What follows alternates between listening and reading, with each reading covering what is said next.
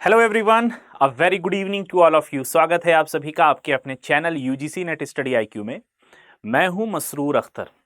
आज एक और बड़ी खबर और बड़ी ज़बरदस्त खबर है, अच्छी खबर है हमारे स्टूडेंट्स के लिए। यूजीसी ने एक बड़ा फैसला लिया है और बड़ा ऐलान भी किया है और इसके बारे में बहुत दिनों से चर्चा भी चलती आ रही थी।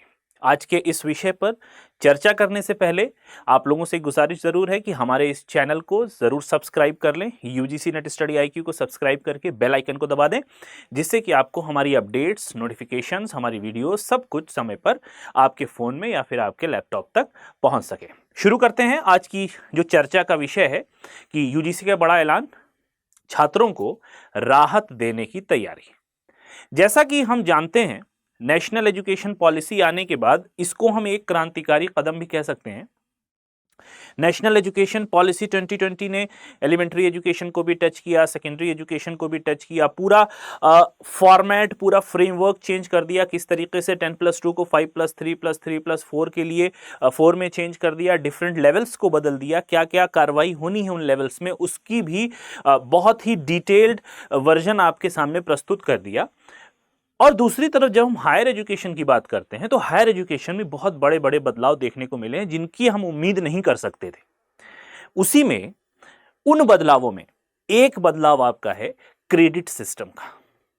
हालांकि इस पर मैंने बात की हुई है, बहुत पहले मैंने एक वीडियो बनाई थी जब हम चॉइस बेस्ड क्रेडिट सिस्टम और एकेडमिक बैंक ऑफ क्रेडिट्स पढ़ रहे थे, तो उसमें हमने क्रेडिट की बात बताई थी और किस तरीके से आप अपने क्रेडिट्स को प्रिजर्व कर सकते हैं, संभाल के रख सकते हैं। जैसे कि आप बैंक अकाउंट में पैसा जमा के रखते हैं, उसी तरीके से आपको एक एकेडमिक बैंक मिलेगा जिसमें आप अपने क्रेडिट्स संभाल के रख सकते हैं। अभी क्रेडिट्स क्या होता है, हम पढ़ाई करते हैं, हर स्टेज पे कुछ क्रेडिट हमको मिलता जाता है, नंबर्स मिलते हैं, मार्क्स मिलता है, उसके अलावा हमें क्रेडिट्स भी मिलता है जो आपको एक्सेल करने में बहुत यूजफुल होता है। मैं उस पर नहीं जाऊंगा, यहां आज का जो विषय है मैं उस पर केंद्रित रहने की कोशिश करता हूं कि वो जो क्रेडिट्स हैं, हमें सिर्फ, अगर मैं कन्वेंशनल या ट्रेडिशनल लर्निंग की और स्कूलिंग की बात करता हूं या फिर हायर एजुकेशन इंस्टीट्यूशन में बात करता हूं, तो हमें मार्क्स मिलते हैं उन एजुकेशन सेटअप में कि हम जिस एग्जाम में जो नंबर पाते हैं सब्जेक्ट्स के, अगर उसके अलावा हमने कोई करिकुलर एक्टिविटी की है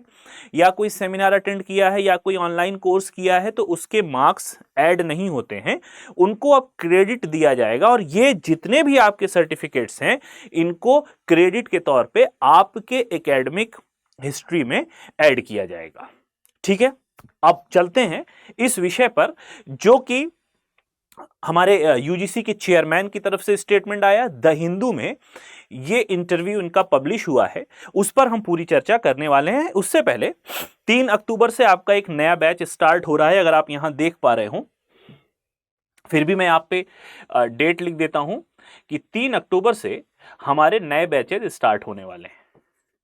ठीक, और अगर आप हमारे कोर्सेज में इनरोल कराना चाह रहे हैं तो आप हमारा ये कोड, यानी मेरा Masroor Akhtar sir, MA sir का ये कोड आप यूज कर सकते हैं मैक्सिमम डिस्काउंट पाने के लिए। हालांकि हमारे पोर्टल पे बहुत सारे प्रोमो कोड्स और भी अवेलेबल होंगे, लेकिन जो मैक्सिमम डिस्काउंट आपको मिलने वाला है वो सिर्फ इसी से मिलेगा। तो if you want to maximum discount, you can go for this promo code which is MA sir, Masroor Akhtar sir. और मुझसे जुड़ने के लिए आप ये टेलीग्राम का कोड स्कैन कर सकते हैं, QR कोड, डायरेक्टली मेरे टेलीग्राम से जुड़ सकते हैं। द हिंदू की ये खबर है, अभी रिसेंट खबर है। कब की ये डेट दिखी हुई है? 25 सितंबर 2024, और ये सुबह के यानी भोर के 1:50 पे पब्लिश हुई है। The NCRF as a framework for well rounded education. ये NCRF क्या है? दिस NCRF, इसका जो फुल फॉर्म है वो आपको पता होना चाहिए। ठीक है, national credit framework, national credit framework. इसी के तहत ये सारे काम किए जा रहे हैं कि आपको क्रेडिट देने की बात की गई है। जैसे कि मैंने उस दिन भी एक वीडियो में कहा था कि हमारा एजुकेशनल सेटअप इवॉल्व हो रहा है, डिफरेंट पॉलिसीज आ रही हैं, डिफरेंट इम्प्लीमेंटेशंस हो रहे हैं, और साथ ही साथ हमारा यूनिवर्सिटी ग्रांट्स कमीशन भी इवॉल्व हो रहा है। और उसी इवोल्यूशन का ये नतीजा है कि हमको नेशनल क्रेडिट फ्रेमवर्क देखने को मिल रहा है। Right, the NCRF aims to help higher education institution balance. यहां पर एनसीआरएफ का जो मेन काम होता है या इसको इंप्लीमेंट करने का, बहुत ज्यादा इसको अपलिफ्ट करने की जो बात हो रही है वो इसीलिए हो रही है कि हायर एजुकेशन इंस्टीट्यूशंस जितने भी हैं वो बैलेंस बना ले वोकेशनल और स्किल ट्रेनिंग में और नॉलेज में। ये तीन पार्ट हो गया, एक तो व्यावसायिक शिक्षा, दूसरी कौशल ट्रेनिंग, कौशल प्रशिक्षण, और तीसरी जो ज्ञान वर्धक बातें हैं या ज्ञान वर्धक एकेडमिक परसूट्स हैं उनमें क्या करने के लिए, बैलेंस मेंटेन करने के लिए। अब ये बैलेंस मेंटेन कैसे होगा? फॉर एग्जाम्पल हम अगर एक एग्जाम्पल ले लेते हैं स्वयं का, ठीक है। अब ये स्वयं क्या है? ये मैसिव ओपन ऑनलाइन कोर्स है। फर्ज कीजिए, आप एक मिसाल के तौर पे ये सोचिए कि आप जब कोई मैसिव ओपन ऑनलाइन कोर्स करते हैं तो आपको सिर्फ एक सर्टिफिकेट मिल जाता है। कभी कदार इंटरव्यू में आपको उस सर्टिफिकेट के बिहाफ पे कुछ वेटेज मिल सकता है, मगर नेशनल एजुकेशन पॉलिसी आने के बाद और चूंकि खुद गवर्नमेंट ऑफ इंडिया ने स्वयं को इंप्लीमेंट किया है, तो स्वयं के जो कोर्स अगर आप करते हो तो इनके जो क्रेडिट्स हैं ये आपके एकेडमिक हिस्ट्री में ऐड किए जाएंगे। यानी जब भी आपकी एकेडमिक हिस्ट्री खोली जाएगी तो उसमें अगर आपने स्वयं से कोई MOOC कोई कोर्स किया है तो उसके एकेडमिक स्कोर भी आपके अंदर, आपके एकेडमिक स्कोर में जोड़े जाएंगे। किस तरीके से? इनको क्रेडिट्स के बिहाफ पर रखा जाता है। ठीक है, इतनी बात समझ में आ गई। अब चूंकि फास्ट चेंजिंग वर्ल्ड है तो हमें जो हम सीख रहे हैं उसका वेटेज भी मिलना चाहिए। अच्छा, इसका यह भी मतलब हो सकता है हम क्यों सीखें, हमें इससे क्या फायदा होगा? एक प्रश्न उठता है, हम ये कोर्स क्यों करें, हमें इससे क्या फायदा होने वाला सिवाय एक सर्टिफिकेट के, और ऐसा सर्टिफिकेट जिसका हमें आगे वेटेज भी नहीं मिलने वाला है। इससे क्या होगा? एक तो जो हम कोर्स कर रहे हैं उसके सीखने का कुछ फायदा नहीं होगा। क्यों? क्योंकि उसका वेटेज आपको आगे नहीं मिल रहा था। लेकिन नेशनल एजुकेशन पॉलिसी के इंप्लीमेंटेशन के बाद, जैसा कि मैंने कहा कि NEP 2020 ने बहुत सारे क्रांतिकारी परिवर्तन किए हैं, उसी में अब अगर आप कोई एक ऑनलाइन कोर्स करते हैं तो उसका क्रेडिट भी इसमें ऐड कर दिया जाएगा। यही पूरा फ्रेमवर्क है जो नेशनल क्रेडिट फ्रेमवर्क को जन्म देता है।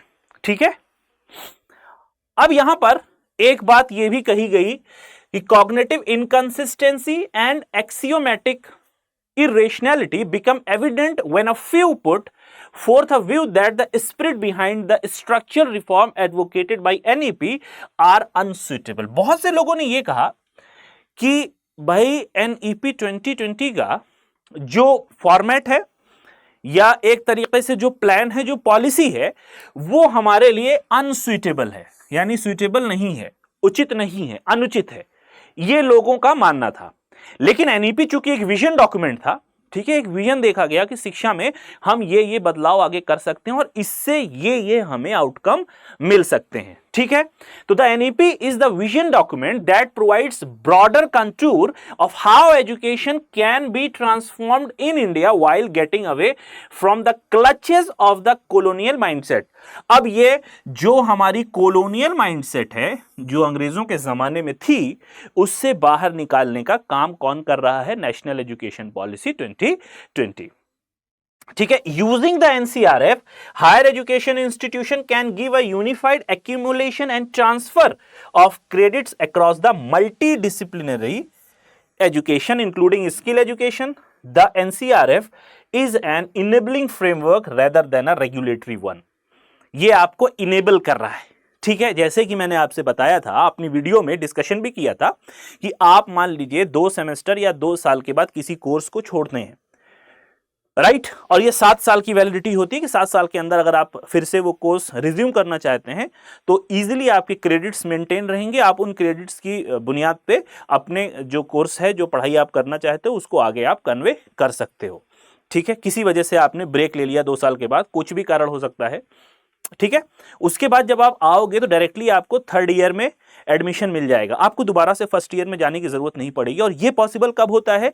जब आपके पास क्रेडिट्स होंगे। ठीक है, ये जो बदलाव हो रहा है वो किसकी निगरानी में हो रहा है? डॉक्टर मामीदाला जगदीश कुमार चेयरमैन है यूजीसी के एंड फॉर्मर वाइस चांसलर हैं जवाहरलाल नेहरू यूनिवर्सिटी के। इस पे हम चर्चा कर भी चुके हैं। उस दिन भी जब हमने बताई थी जो सुपरवाइजर के सिलेक्शन वाली जो वीडियो मैंने बनाई थी, तो उसमें भी इन्हीं को मैंने कोट किया था, क्योंकि इन्हीं के आदेशों से, इन्हीं के निर्देशों से ये सारे बदलाव हो रहे हैं। हालांकि ये सारे बदलाव नेशनल एजुकेशन पॉलिसी में भी रिकमेंड किए गए थे। तो बेटा ये बातें समझ में आ गई। अब यहां से क्या होगा कि आप अपने क्रेडिट्स को एक्यूमुलेट करोगे और ट्रांसफर करोगे। थोड़ा सा हम आगे बढ़ते हैं तो यहां पर हम देखते हैं कि the national credit framework aim to help higher education institution balance. अब अगर आपसे कोई पूछ ले कि भाई एनसीआरएफ क्या काम कर रहा है, तो ये बैलेंस बना रहा है किसमें? 3 बातों में। पहला तो आपकी व्यावसायिक शिक्षा, दूसरा आपका कौशल प्रशिक्षण और तीसरा आपके नॉलेज जनरेशन में। ठीक है। NCRF making education and skilling aspirational integrating credit in all dimension of learning. अब यहां पे आपने एकेडमिक से कुछ पॉइंट्स इकट्ठा किए, क्रेडिट्स इकट्ठा किए, कुछ वोकेशनल स्किल से किए और कुछ एक्सपीरियंशियल लर्निंग से आपने क्रेडिट्स इकट्ठा किए, और इन्हीं को एक्यूमुलेट करना, इन्हीं को ट्रांसफर करना नेशनल क्रेडिट फ्रेमवर्क का एक ऑब्जेक्टिव है। ये बात आपको समझ में आ गई मेरी? ठीक है। अब यहां पर जो हम कोर्सेज कर रहे हैं, तो अब कोई कोर्स अगर हम करते हैं तो उसका क्रेडिट आपके नेशनल क्रेडिट फ्रेमवर्क के दौरान या उसके अंतर्गत मेंटेन किया जाएगा। यानी अब आपका कोई भी ऑनलाइन कोर्स करना या कोई भी सर्टिफिकेट कोर्स करना आपके लिए बिल्कुल भी बेकार या वर्थलेस नहीं होगा कि सिर्फ आपको अब सर्टिफिकेट नहीं मिलेगा, सर्टिफिकेट्स के अलावा आपको मिलेंगे कुछ क्रेडिट्स भी। पहली चीज है कि मोर फ्लेक्सिबिलिटी फॉर स्टूडेंट्स। ठीक है। हायर एजुकेशन इंस्टीट्यूशन में जो HIE है, एनसीआरएफ अगर वो इंप्लीमेंट करते हैं तो क्या होगा? Student can earn credit in various activities. अब बच्चे यहां पे बहुत सारी एक्टिविटी में क्या करेंगे? हिस्सा लेंगे। ठीक है। क्यों? क्योंकि अब उनको ये रहेगा कि अगर मैं इस एक्टिविटी में पार्टिसिपेट करता हूं तो at the end of the day participation के लिए या वहां पे कुछ एक्टिविटी करने के बाद मुझे क्या मिलेंगे? क्रेडिट्स मिलेंगे, जो क्रेडिट मेरे आगे जाके एकेडमिक रिपोर्ट कार्ड में ऐड हो जाएंगे। ठीक है। Provided they undergo an assessment, the NCRF give students the flexibility to earn credit from classroom teaching. ठीक है। क्लासरूम टीचिंग से इनको कुछ क्रेडिट मिलेगा, लैब के वर्क से कुछ क्रेडिट मिलेगा, अटल टिंकरिंग लैबोरेटरी से इनको क्रेडिट्स मिलेंगे, रिसर्च प्रोडक्ट अगर ये कुछ कर रहे हैं, कोई असाइनमेंट कर रहे हैं, कोई ट्यूटोरियल कर रहे हैं, कोई स्पोर्ट्स एक्टिविटी में इन्वॉल्व है, किसी गेम्स में, योगा में इन्वॉल्व है, किसी परफॉर्मिंग आर्ट में इन्वॉल्व है, music, handicraft, social work, national cadet corps जिसको हम एनसीसी कहते हैं, and national service scheme which is NSS activities, vocational and skill education, minor and major projects, on the job training. ये इतनी सारी बातें यहां पर दी गई हैं। अब आप एक बात बताइए कि इतनी सारी बातें हमारे स्टूडेंट्स के लिए ही तो फायदेमंद है। यानी कोई भी स्टूडेंट या सारे स्टूडेंट अगर इन सारी एक्टिविटीज या इनके अलावा भी बहुत सारी एक्टिविटीज हैं उसमें इन्वॉल्व हैं, तो एक तो उनका जो एम्बिशन है, जो उनका कैलिबर है वो बढ़ेगा, उनका जो पोटेंशियल है वो जिस एरिया में करना चाहते हैं, पढ़ाई करना चाहते हैं, वो उस एरिया में चले जाएंगे। इसी के लिए चॉइस बेस्ड क्रेडिट सिस्टम भी लाया गया था। ठीक है। कि यहां पर किसी चीज की बंदिश नहीं है, आप जिस एक्टिविटी में जाना चाहते हो, जो पढ़ाई आप करना चाहते हो उसमें जाइए। क्यों? क्योंकि यहां पर आपको क्रेडिट मिलेगा। Choice based credit system, score नहीं है। हालांकि मल्टीपल चॉइस क्वेश्चन में स्कोर भी एक रहेगा गलत, तो चॉइस बेस्ड क्रेडिट सिस्टम। तो अब आप यहां से चॉइस करेंगे, पसंद करेंगे। पता चले आपको सोशल वर्क में जाना है तो आप सोशल वर्क में अपना पार्टिसिपेशन देंगे, उसके बाद आपको क्या होगा? वहां से क्रेडिट्स दिए जाएंगे। तो यही नेशनल क्रेडिट फ्रेमवर्क का पूरा एक समराइज फॉर्म है। ये बात समझ में आ गई? तो अब यहां पर स्टूडेंट्स को फ्लेक्सिबिलिटी मिल जाती है। आगे जब हम बढ़ते हैं तो अब यहां पर दूसरी बात आती है, कॉन्टिन्यूअस एडेप्टेशन इज अ की। Let us not promote the elitist brand of higher education by not supporting reforms in higher education. These reforms are necessary for the democratization of education and social equity. HIEs must continuously adapt and reinvent themselves in response to changing the circumstances. जो circumstances change हो रहे हैं, जैसा कि मैंने अभी शब्द use किया था इवॉल्व होने का, तो हमारा सिस्टम इवॉल्व हो रहा है। उस इवोल्यूशन के साथ कंधे से कंधा मिला के चलने के लिए ये बहुत ज़रूरी है कि हमारे किधर गया हमारे हायर एजुकेशन इंस्टीट्यूशन है वो भी कॉन्टिन्यूअसली अडेप्ट करें और री इन्वेंट करें किसको, अपने आप को। ऐसा ना हो कि जो एक ढर्रे पे चीजें चली आ रही हैं कन्वेंशनल और ट्रेडिशनल ट्रैक पे, जो हमारा सिस्टम जो हमारा निकाय चला आ रहा है वैसा ना हो। क्यों? क्योंकि बहुत सारी चीजें अब अडेप्ट हो रही हैं, हम कन्वेंशनल ट्रेडिशनल से आईसीटी बेस्ड टीचिंग लर्निंग की तरफ जा रहे हैं। तो ये भी जरूरी है कि अपने आप को हम ट्रांसफॉर्म करें with respect to the time, with respect to the system of education. ठीक, नेक्स्ट बात जो आती है वो एक इंपॉर्टेंट एस्पेक्ट ये भी है कि the national education policy also advocates the multidisciplinary education and research university, जिसको हम शॉर्ट फॉर्म में क्या कहते हैं, मेरू, MERU। ये आप नाम याद कर लीजिए, फुल फॉर्म याद कर लीजिए, एग्जाम में भी पूछा जा सकता है। तो मेरी को फुल फॉर्म क्या है, multidisciplinary education and research university concept. The focus HI would to be serve as nurseries for scholars and intellectual। ठीक है, हमारे हायर एजुकेशन सिस्टम या हायर एजुकेशन इंस्टीट्यूशन एक नर्सरी की तरह काम करते हैं, किनके लिए, जो रिसर्च स्कॉलर्स हैं, ठीक है, और इंटेलेक्चुअल्स हैं। Such university should not be considered an end in itself and many other higher education institution should also focus on the vocational and skill training to enhance the employability of student. अब यहां से जब आपके vocational education पे बात आएगी, जब आपके स्किल डेवलपमेंट स्किल एजुकेशन की बात आएगी, तो बाई डिफॉल्ट बट ऑब्वियस है कि आपकी एम्प्लॉयबिलिटी भी बढ़ जाएगी। ठीक है, ये बात समझ में आ रही है।